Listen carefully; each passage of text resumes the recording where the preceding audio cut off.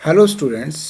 आज का जो टॉपिक है संतुलन की संकल्पना या कॉन्सेप्ट ऑफ आइसोस्टेसी, ये जो टॉपिक है ये BA part first paper first physical geography का महत्वपूर्ण टॉपिक है। इसको हम दो पार्ट में करेंगे, पार्ट 1 और पार्ट 2, क्योंकि टॉपिक काफ़ी लंबा है। इसके अंदर से आरपीएससी द्वारा आयोजित परीक्षाओं में जैसे RAS pre, college lecturer, school lecturer व अन्य प्रतियोगी परीक्षाओं में भी क्वेश्चन जरूर पूछे जाते हैं। तो इसलिए इसको बड़े ध्यान से और बहुत ही अच्छे से इस क्वेश्चन को समझना है। आइसोस्टेसी या संतुलन की संकल्पना क्या है? भूतल पर पर्वत, पठार, मैदान, झील तथा महासागर आदि जो पाए जाते हैं, जिनके आकार में अंतर पाया जाता है। कोई भाग पर्वत हैं जो है काफ़ी ऊंचे उठे भाग हैं, पठार उससे कम है, मैदान उससे कम है, झीलें उससे भी कम ऊंचे उठे भाग हैं और महासागर धरातल से भी नीचे वाले भाग हैं। इनके अंदर इनकी ऊंचाई में पर्याप्त अंतर होते हुए भी ये आकृतियाँ भूस्थल पर स्थित हैं। इनके अंदर स्थिरता है, यानी कि इससे यह स्पष्ट होता है कि ये आकृतियाँ एक निश्चित नियम के अनुसार संतुलित हैं, अन्यथा इनके वर्तमान स्वरूप में स्थित रहना काफ़ी कठिन होता। जब कभी इस संतुलन में परिवर्तन होता है तो भयंकर भू हलचल या भू परिवर्तन होता है।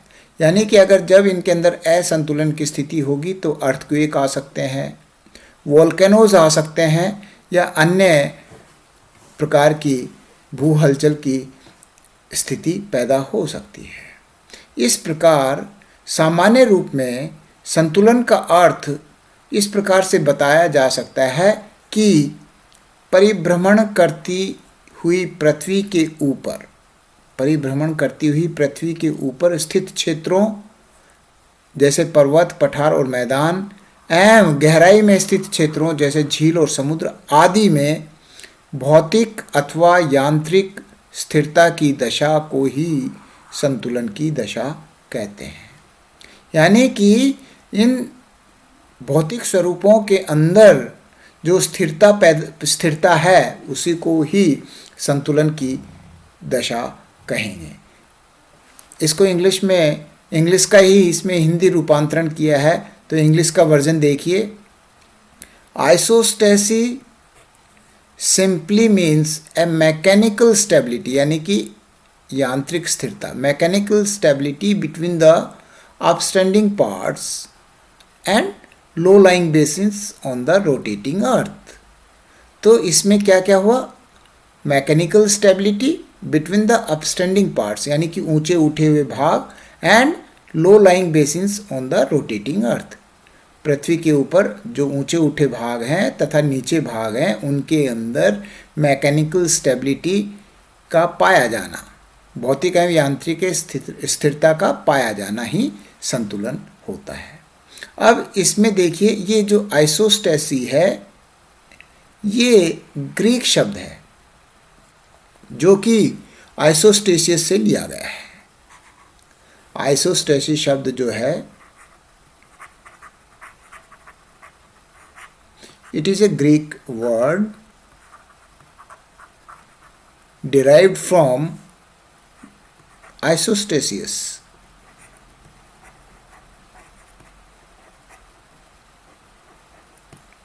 ये ग्रीक शब्द आइसोस्टेसिस से लिया गया है, जिसका तात्पर्य होता है समस्थिति या इन इक्विपोजिशिया, समस्थिति या इक्वल पोजिशन या समस्थिति इन इक्विपोजिशिया या समस्थिति।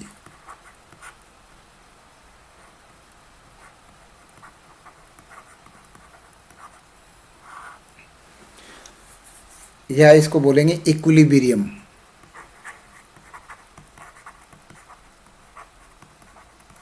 इक्विलिब्रियम की स्थिति पैदा होती है या समस्थिति होता है। तो आइसोस्टेसिस शब्द जो है ग्रीक शब्द है जो कि आइसोस्टेसिस से लिया गया है, जिसका मतलब होता है इन इक्विपोजिशिया। इक्विपोजिशिया का हम हिंदी में कहेंगे समस्थिति, या इक्विपोजिशिया का सिनोनिम है इक्विलिब्रियम। यद्यपि इस क्षेत्र में कार्य बहुत पहले 1859 में प्रारंभ हो गया था, फिर भी संतुलन शब्द का सर्वप्रथम प्रयोग अमेरिकी भूगर्भवेत्ता डटन ने 1889 में किया। ये इम्पोर्टेंट है, ठीक है। तो आइसोस्टेसिस शब्द का सर्वप्रथम प्रयोग अमेरिकी जो भूगर्भवेत्ता था, जियोलॉजिस्ट डटन,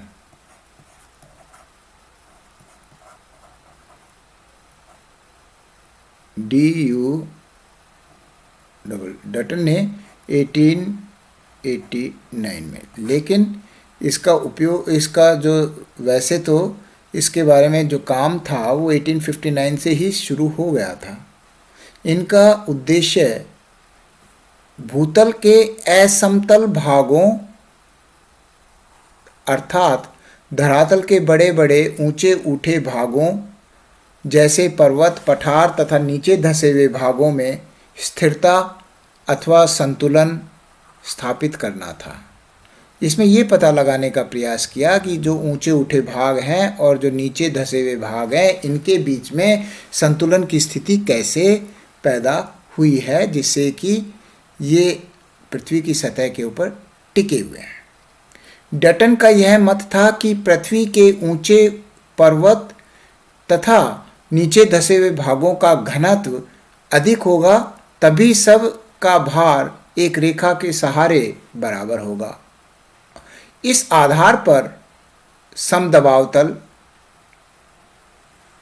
समतोल तल तथा क्षतिपूर्ति तल कहा जा सकता है।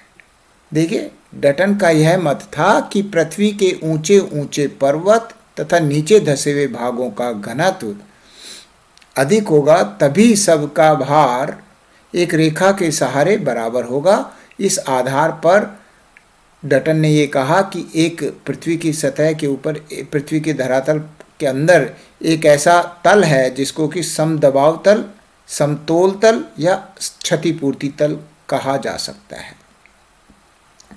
इस तल के सहारे सभी भागों का भार अथवा दबाव बराबर होना चाहिए। ये एक नीचे लेवल में समदबाव तल,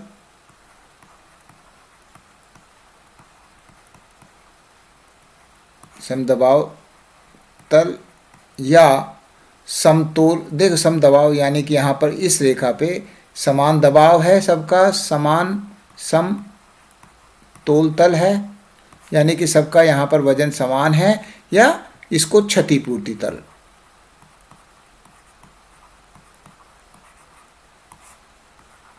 कहा जाता है। क्यों? इस रेखा के सहारे जितने भी ऊपर ऊंचे उठे भाग या धंसे हुए भाग हैं, इनका सबका वजन इस रेखा पे समान मिलेगा, इसीलिए इस भाग को क्षतिपूर्ति तल या समदबाव तल या समतोल तल कहा। इस तल के सहारे सभी भागों का भार अथवा दबाव बराबर होगा। जब किसी कारण से एक भाग का भार या दबाव बढ़ जाता है तथा दूसरे का कम हो जाता है, तो भू संतुलन की स्थिति समाप्त हो जाती है। यानी कि ऊंचे उठे हुए भाग और ये पठार, ये मैदान और ये नीचे धरातल और ये नीचे समुद्र, तो जब इनका भार और इधर का भार में अंतर आएगा तो ये भूकंप या ज्वालामुखी आ सकते हैं, और उसके बाद में इनमें संतुलन की स्थिति पुनः स्थापित हो जाएगी। वो मैं बताता हूँ कैसे होगा। तो ये कई बार संतुलन खत्म हो जाता है। संतुलन को पुनः स्थापित करने के लिए क्षतिपूर्ति करनी होती है। यानी कि सपोज मैं ये कहूँ कि ये जो यहाँ पर ये पठार हैं, ये मैदान है और ये समुद्र के नीचे ये महासागर है। तो क्या होगा, अगर मान लो यहाँ से बारिश के द्वारा ये वाला हिस्सा का अपरदन होगा और ये जाके और इसको कट के और ये कहाँ चला गया, समुद्र के अंदर जम गया। समुद्र के अंदर जम गया तो यहाँ का वजन कम हो गया और यहाँ बढ़ गया। तो जब ये इस प्रकार की स्थिति होती है तो हलचल पैदा हो जाती है और भूकंप या ज्वालामुखी आएंगे। अब इसके बाद में जब ये ऐसी स्थिति होगी तो ये जो यहाँ से क्षतिपूर्ति होगी और क्षतिपूर्ति तल पे ये जो ये वाला भाग है ये धीरे धीरे यहीं पर इसके इधर चला जाएगा और क्षतिपूर्ति तल के द्वारा, और ये भाग फिर ऊपर उठ जाएगा जो जितना कम हुआ था, और ये भाग है ये नीचे धंस जाएगा। तो इस प्रकार से पुनः क्षतिपूर्ति हो जाती है।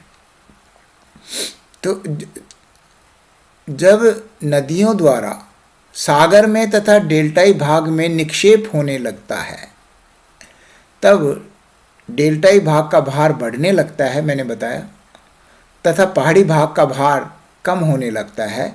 फलस्वरूप भू संतुलन समाप्त हो जाता है। इसे स्थापित करने के लिए पहाड़ी भाग ऊपर उठने लगता है तथा डेल्टाई भाग नीचे धंसने लगता है। ये मतलब क्षतिपूर्ति होती है और नीचे डेल्टाई भाग का मलबा पहाड़ी भाग के नीचे आने लगता है, जैसा मैंने ये बताया यहाँ से, और इसके नीचे आने लगता है और स्थिरता की अवस्था स्थापित हो जाती है।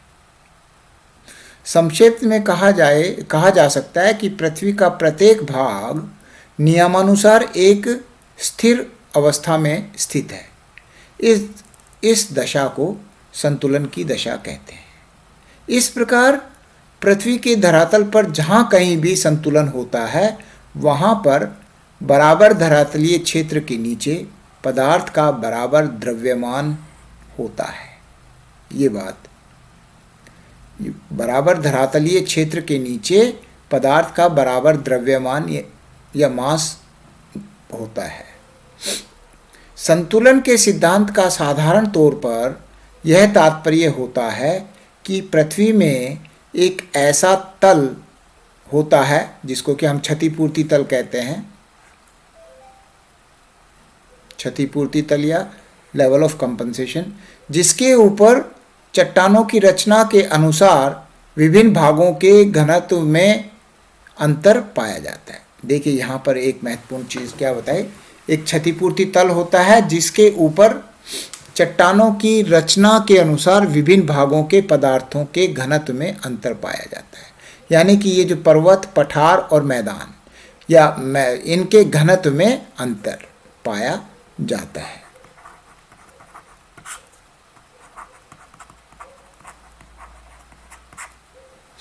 अंतर पाया जाता है, लेकिन उस तल के नीचे घनत्व सर्वत्र, ये जो लेवल ऑफ कंपनसेशन है,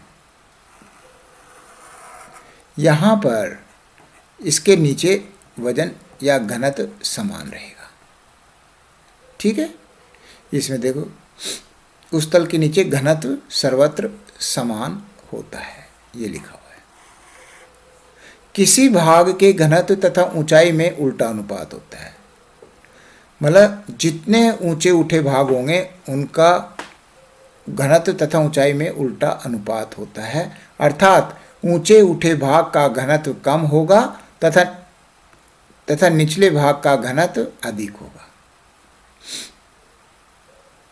ये देखो इधर आप पहले एक बार फिर से रिवाइज करते हैं। संतुलन के सिद्धांत का साधारण तौर पर यह तात्पर्य है कि पृथ्वी में एक ऐसा क्षतिपूर्ति तल होता है जिसके ऊपर चट्टानों की रचना में के अनुसार विभिन्न भागों के पदार्थों में के घनत्व में अंतर पाया जाता है। ये जो क्षतिपूर्ति तल ये मान लिया, और इसके ऊपर पर्वत, पठार और मैदान जो है इनके घनत्व में अंतर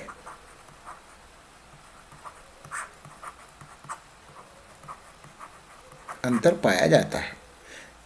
जो ऊंचे उठे, देखिए अब इसके आगे देखिए, लेकिन उस तल के नीचे घनत्व सर्वत्र समान होता है। यहां पर घनत्व समान,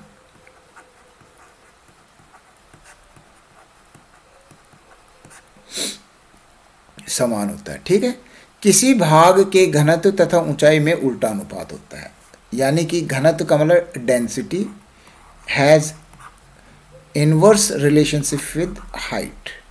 इसका मतलब ये हुआ किसी भाग के घनत्व तथा ऊंचाई में उल्टा अनुपात होता है, यानी कि density has inverse relationship with height, यानी कि जब जिसकी हाइट ज़्यादा होगी उसकी डेंसिटी या घनत्व कम पाया जाएगा। तो इस प्रकार से पर्वतों का घनत्व पठारों से कम, मैदानों से कम, पठारों से कम, पठार का मैदानों से कम। इस प्रकार से जो ज़्यादा ऊंचे उठे भाग होंगे उनका घनत्व कम होगा और जो कम ऊंचे भाग हैं उनका घनत्व अधिक होगा। तो अर्थात ऊंचे भाग का घनत्व कम होगा तथा निचले भाग का घनत्व अधिक होगा। इस प्रकार पर्वतों का घनत्व कम तथा पठारों और का मैदानों से कम एवं मैदानों का घनत्व सागर तली से कम होगा, ठीक है। ऊंचे उठे भागों का घनत्व कम होगा और नीचे भागों का घनत्व अधिक होगा। ये क्लियर हो गया। परंतु यहाँ यह याद रखना होगा कि प्रत्येक भाग क्षतिपूर्ति तल पर बराबर भार रखता है, यानी कि यहाँ पर आके क्षतिपूर्ति तल पर यहाँ पर इनका सबका वजन या भार समान होगा। ये जो ऊंचे उठे भाग हैं इनका और जो नीचे भाग हैं इनका सबका यहाँ क्षतिपूर्ति तल पर वजन, एक साधारण भाषा में बोलूँ कि इनका वजन यहाँ पर बराबर होगा, तभी एक संतुलन की स्थिति बनी हुई है। अब संतुलन के सिद्धांत का प्रतिपादन कैसे हुआ, देखिए बड़ा इंटरेस्टिंग है। संतुलन के सिद्धांत का विचार भूगर्भवेताओं के मस्तिष्क में अचानक ही आया जब 1859 में सिंध और गंगा मैदान के अक्षांशों के निर्धारण हेतु भू सर्वेक्षण का कार्य चल रहा था और उस समय सर्वेयर जनरल थे sir George Everest. General sir army का होता है सर जॉर्ज एवरेस्ट, उस समय भारत के सर्वेयर जनरल थे। सर्वेयर जनरल भारत के, और सर्वे ऑफ इंडिया कहाँ है? सर्वे ऑफ इंडिया मैं बता दूं, सर्वे ऑफ इंडिया जो है ये है देहरादून में लोकेटेड है।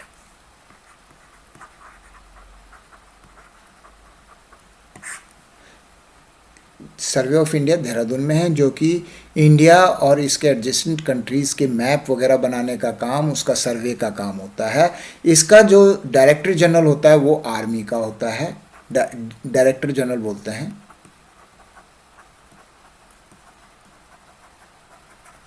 क्यों? क्योंकि मैप वगैरह का कार्य जो कॉन्फिडेंशियल होता है, इसलिए ये आर्मी का, इसमें जो जनरल होता है एक अधिकारी, उसको इसका डायरेक्टर जनरल बोलते हैं, या इसको डायरेक्टर जनरल, डीजी जो है सर्वेयर जनरल, इसको फिर सर्वेयर जनरल भी बोलते हैं।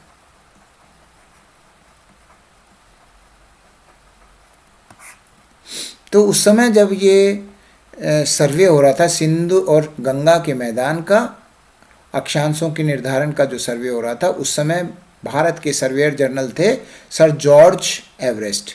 सर जॉर्ज एवरेस्ट के नाम पर ही माउंट एवरेस्ट का भी नामकरण किया गया है। माउंट एवरेस्ट किसके नाम पे है? सर जॉर्ज एवरेस्ट के। उसी समय इसका नाम जॉर्ज एवरेस्ट का किया जब, क्योंकि उसमें अक्षांश और देशांतर रेखाओं का जब माप हो रहा था तो उस समय सर्वेयर जनरल थे सर जॉर्ज एवरेस्ट। उस समय देखिए कल्याण और कल्याणपुर नामक दो स्थान हैं। कल्याण और कल्याणपुर नामक दो स्थानों का अक्षांशीय माप किया जा रहा था। अक्षांशीय माप दो विधियों से किया जाता है जिससे कि उसमें कोई त्रुटि ना रहे। तो एक तो त्रिभुजीकरण या ट्रायंगुलेशन मेथड, त्रिभुजीकरण,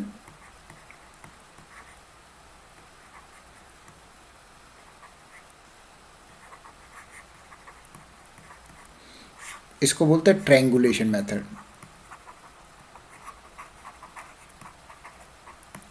और दूसरा है खगोलीय विधि यानी कि एस्ट्रोनॉमिकल मेथड।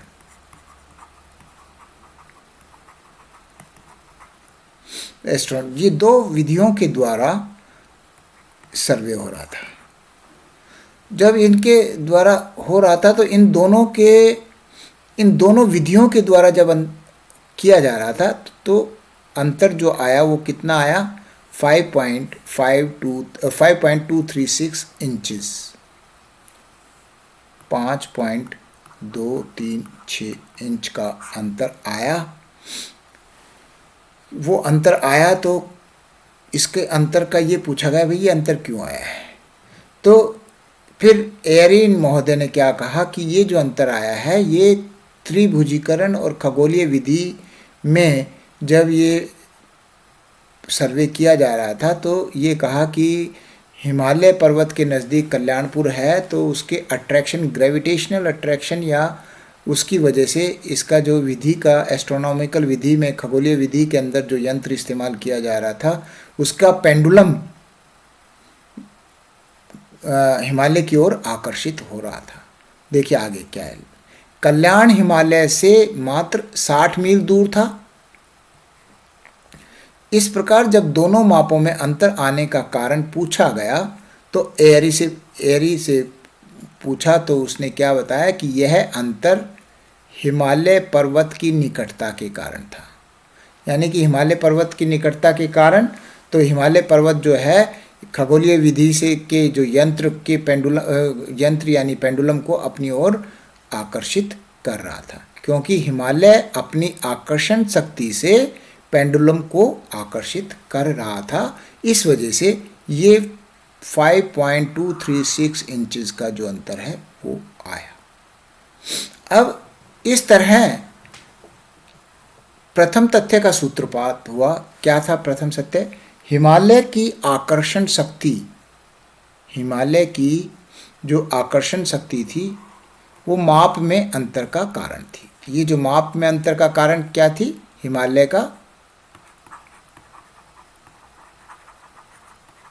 हिमालय की आकर्षण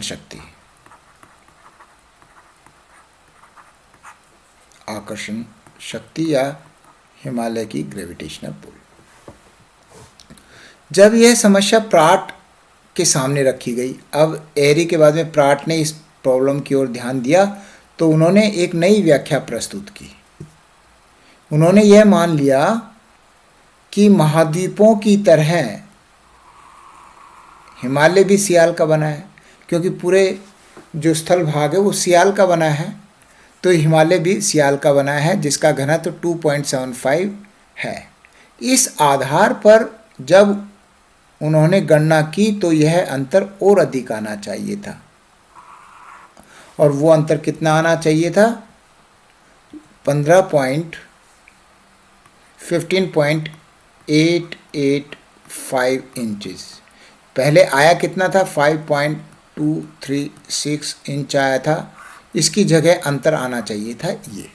अगर हम ये मान लें कि हिमालय भी समान चट्टानों के बने हैं जैसे कि धरातल बना है सियाल का, और तो उस आधार पर 2.75 घनत्व मानते हुए अगर उसका अंतर देखें तो अंतर आना चाहिए था ज़्यादा, और जबकि अंतर आया है कम। तो अब इस प्रकार प्राट ने इस मत का अनुमोदन किया कि माप का अंतर केवल 5.236 इंच न होकर 15.885 इंच होना चाहिए था। अर्थात हिमालय को जो यंत्र का पेंडुलम है उसको और अधिक आकर्षित करना चाहिए था। जो एस्ट्रोनॉमिकल मेथड से जो पेंडुलम उसमें यंत्र था पेंडुलम, उसको और अधिक आकर्षित करना चाहिए था अगर उसका घनत्व 2.75 मानते हुए पूरी पृथ्वी के सतह के हिसाब से ही कि हिमालय की चट्टानें भी उसी पदार्थ की बनी हैं। प्राट के अनुसार हिमालय यदि 2.75 घनत्व वाले शैल का बना है तो वह सही रूप में अपनी आकर्षण शक्ति का प्रयोग नहीं कर रहा है। आगे चलकर एयरी तथा प्राट की व्याख्याओं ने एक दूसरी समस्या को जन्म दिया। क्या? कि हिमालय की कम आकर्षण शक्ति का वास्तविक कारण क्या है? क्योंकि आकर्षण ज़्यादा होना चाहिए था आकर्षण शक्ति, जबकि है कितना? एक्चुअल में इतना है 5.286 एक्चुअल में। और होना चाहिए था ये, तो कम आकर्षण शक्ति का क्या कारण है? इस कारण के लिए यह माना गया कि पृथ्वी के अंदर एक ऐसा तल होता है जिसके नीचे घनत्व में अंतर नहीं होता, केवल इस तल के ऊपर ही अंतर पाया जाता है। क्षतिपूर्ति तल, जैसा मैंने बताया कि उसके नीचे कोई अंतर नहीं होता घनत्व में, लेकिन उसके ऊपर घनत्व में अंतर पाया जाता है। इस प्रकार इस तल के सहारे सभी भाग बराबर भार रखते हैं। इस आधार पर मान लिया गया कि जितना ही बड़ा भाग होगा घनत्व उतना ही कम होगा, तथा जितना ही छोटा भाग होगा घनत्व उतना अधिक होगा। इनको किस प्रकार से मैं ये कहूँ कि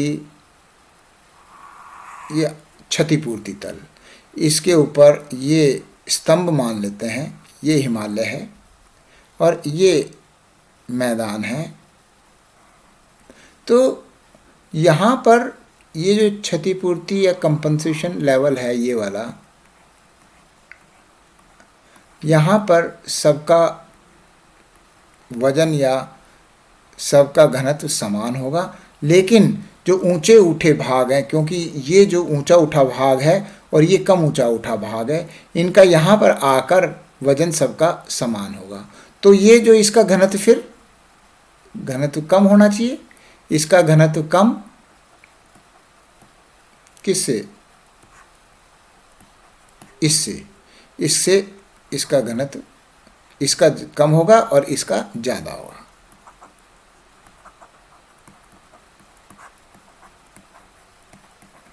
और इन दोनों का यहाँ पर जाके समान घनत्व हो जाएगा, यहाँ यूनिफॉर्म। तो इस आधार पर देखिए, बिगर द कॉलम, जितना बड़ा कॉलम होगा, लेसर द डेंसिटी, इसका घनत्व कम होगा, and smaller the column greater the density. ये इंग्लिश का जो सेंटेंस है इसको आप याद कर लें, क्योंकि इसी का अनुवाद हिंदी में है। आप ये अगर इसको कोट करेंगे तो आपको बेनिफिट मिलेगा। Bigger the column lesser the density and the smaller the column greater the density. इस प्रकार धीरे धीरे संतुलन के सिद्धांत का प्रतिपादन हुआ। अब इस सिद्धांत के विषय में कई विद्वानों ने अपने मत प्रकट किए हैं, जिनके पर्याप्त अंतर मिलता है। यहाँ पर हम कुछ विद्वानों के मतों की विवेचना करेंगे। तो ये यहाँ तक का टॉपिक जो है ये पार्ट फर्स्ट में ले लेता हूँ। इसके बाद में सर जॉर्ज एरी और प्राट के संतुलन के सिद्धांत का जो टॉपिक है वो पार्ट 2 के अंदर हम कवर करेंगे। तो यहाँ पर जो एरी और प्राट के सिद्धांत से पहले संतुलन के सिद्धांत की संकल्पना, उसमें कैसे कैसे इसका उद्भव, इसका संतुलन के सिद्धांत का विकास हुआ 1889 में डटन के द्वारा, और सम दबाव तल, समतोल तल और क्षतिपूर्ति तल का याद रखना क्या होते हैं, और इसके बाद में संतुलन के सिद्धांत का प्रतिपादन जो हुआ, ये आपको अच्छे से याद रखना है कि कल्याण और कल्याणपुर के बीच में जब अक्षांशों का जब निर्धारण करने के लिए सर जॉर्ज एवरेस्ट के द्वारा 1889 में जब माप लिया जा रहा था, तो इसका जो 1859 में सिंधु और गंगा मैदान में माप लिया जा रहा था, तो 2 विधियों से माप लिया गया, त्रिभुजीकरण विधि और खगोलीय विधि। अब इन दोनों के विधि के द्वारा जब अक्षांशों का नाप लिया जा रहा था तो अंतर आया 5.236 इंचेस, जबकि जब ये अंतर के बारे में एरी से पूछा गया तो उसने ये कहा कि हिमालय की आकर्षण शक्ति माप में अंतर का कारण थी। ठीक है, तो उसके बाद में फिर यही प्रॉब्लम जब प्राट के सामने रखी गई, तो उसने जब पूरी पृथ्वी का घनत्व 2.75 मानते हुए और इसका कैलकुलेशन किया, तो तो इसका अंतर आया 15.885 इंच, तो ज़्यादा आया। तो अब इसके बाद में दूसरी प्रॉब्लम क्या हुई का क्या पता चला कि हिमालय की कम आकर्षण शक्ति का वास्तविक कारण क्या है। तो इस आधार पर ये जो संतुलन के सिद्धांत की संकल्पना का प्रतिपादन होता है। अब इसके बाद में आगे हम एयरी और प्राट के संतुलन के सिद्धांत के बारे में पढ़ेंगे। ये लेक्चर यहीं समाप्त करता हूँ। आशा है आपको इसके बारे में अच्छे से समझ में आ गया होगा कि किस प्रकार से ये संतुलन का सिद्धांत का प्रतिपादन हुआ। Thank you. जय हिंद, जय भारत।